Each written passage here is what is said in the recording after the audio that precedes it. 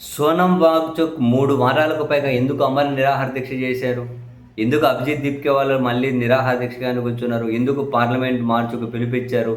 కేవలం ఈ దేశ భవిష్యత్తు కోసం, విద్యార్థుల భవిష్యత్తు కోసం, వాళ్ళ మానసిక క్షోభ నివారించడం కోసం పేపర్‌లు లీకులవుతూ పోతూ ఉంటే కనీసం జవాబుదారీతనం లేకపోతే ఈ దేశం ఎటెళ్తుంది అని చెప్పి దేశం మీద ప్రేమ, దేశ ప్రజల భవిష్యత్తు మీద ఆందోళన.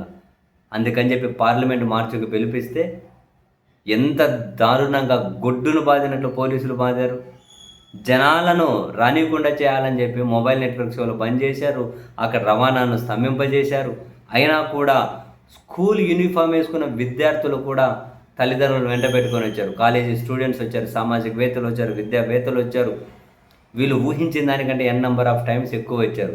బహుశా ఫ్రస్ట్రేషన్ పెరిగిపోయిందేమో. పాలకవర్గంలో గొడ్డును బాదినట్లు బాధేశారు.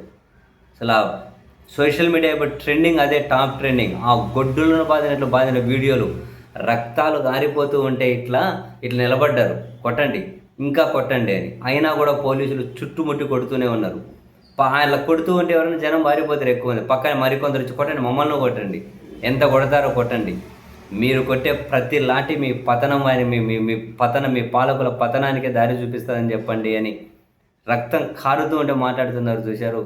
వావ్, నిజంగా గ్రేట్ అనిపించింది. కొడుతూ ఉండే కదలట్లే, కొట్టని ఎంత కొడతారు, రక్తం గారినా కూడా. ఎందుకని అంతగానం కొట్టారు?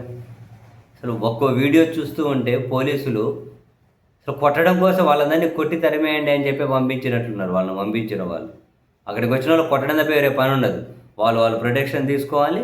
ఇట్లా చేతి గడ్డపెట్టి, మొహాలు గడ్డపెట్టుకొని చేతిలో లాఠీలు రకరకాలు పెట్టి కొట్టడమే. వాళ్ళు ఏమన్నా కనుక సంఘ వ్యతిరేక శక్తుల 1,00,000 మందికి పైగా పోగయ్యారు. అందరూ విద్యావేత్తలు, విద్యార్థులు, స్కూల్ విద్యార్థులు, కాలేజీ విద్యార్థులు యూనిఫామ్లో వచ్చారు. బాష్పవాయు టీజర్ గ్యాస్ ప్రయోగం, బాష్పవాయు దారుణంగా ఏం కొట్టడం అది. సోషల్ మీడియా అంతా దారుణంగా కొట్టిన వీడియోలే. ఎవరి పతనమైనా చాలా ఏమంటారు, తాత్కాలికంగా కొందరు పైచేయి సాధించామనుకోవచ్చేమో, అధికారంలో ఉన్నామని చెప్పి సంబరపడవచ్చు. ఎవరి పతనమైనా అదిగో ఇటువంటి ముదిరితేనే ఎక్కడికో దారి తీసేది. లేదు, పాలకులు మేము పతనం అవ్వమని చెప్పి వాళ్ళు సంతోషపడుతూ ఉంటారేమో. కానీ దేశం చాలా వేగంగా పతనం చెందుతుంది.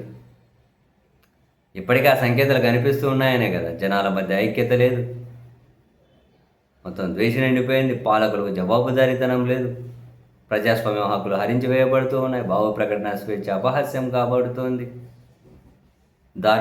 దారుణంగా మనుషుల మధ్య విద్వేషాలు రగిలి చేస్తూ ఉన్నారు. దేశ సార్వభౌమాధికారాన్ని వేరే దేశాలు ప్రశ్నించే పరిస్థితి, మన నిర్ణయాలు వాళ్ళ జోక్యాలు. ఒకటా రెండా?